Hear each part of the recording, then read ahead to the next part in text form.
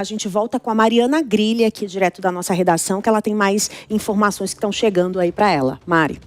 É isso, Márcia. A gente vai entrando no ar e apurando ao mesmo tempo. Então, retomando um pouquinho rapidamente do que a gente tinha falado do Plano Clima, né? Que deve ser apresentado pelo Brasil lá na COP30 e que, então, parece ter esse consenso entre agro e Ministério do Meio Ambiente. Então, só para a gente ter uma noção, estou conversando aqui com pessoas ligadas ao MMA, que me disseram que Aloysio Mello, que é o secretário nacional de mudança do clima, participa de uma agenda lá em Belém às 3 horas da tarde, né? Então, assim, aliás, às 4 horas da tarde, e que fala sobre clima e natureza. Essa sessão será presidida pelo presidente Lula. Então, neste enredo, a gente já vai prestando atenção se o secretário falará algo sobre plano clima e se mencionará, inclusive, essa mudança, porque faz muita diferença a forma como o Brasil vai apresentar esse plano clima. Afinal, o agronegócio brasileiro desmata e emite, não desmata, não emite gases de efeito estufa.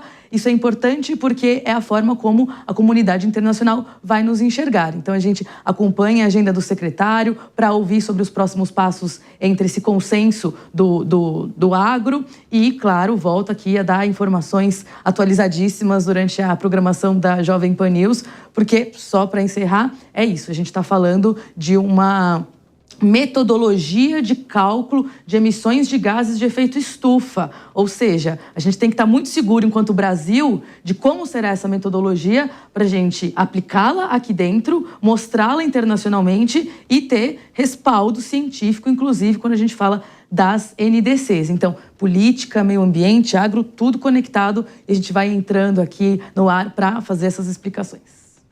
Mari, antes de a gente terminar com você, eu queria só que você colocasse para a gente quais seriam os principais pontos que vão ser debatidos agora desse plano. Se tem uma ideia do que eles vão discutir essa tarde?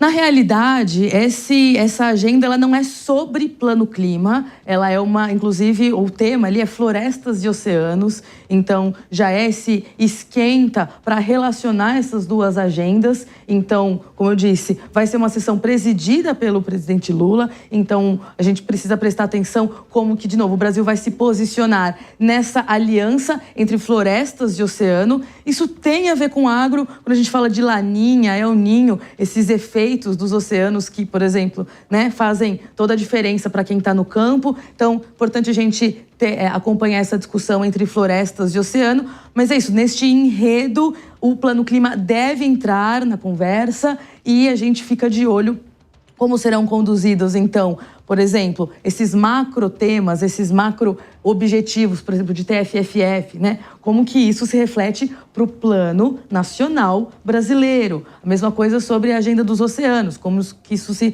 traduz aqui para o Brasil. E, no caso do agro, é isso, né? A gente entender se vai bater o martelo, o Ministério do Meio Ambiente vai apresentar o Plano Clima, isso precisa ser confirmado. E que condições o agronegócio estará representado nesse Plano Clima. Isso é importante também, inclusive, esse diálogo entre Ministério do Meio Ambiente e agronegócio foi conduzido muito por Roberto Rodrigues, que é ex-ministro da Agricultura, uma unanimidade aí dentro do agro, né? Professor muito conhecido e que é um dos enviados especiais da COP, né? Um enviado para a agricultura. Então, ele fez esse meio de campo para que o Ministério do Meio Ambiente, então, entendesse que a metodologia precisava ser revisada e a gente acompanha, então, porque o Plano Clima, ele deve, de fato, ser apresentado, a gente precisa entender muito bem, porque estamos falando sobre o futuro do nosso país.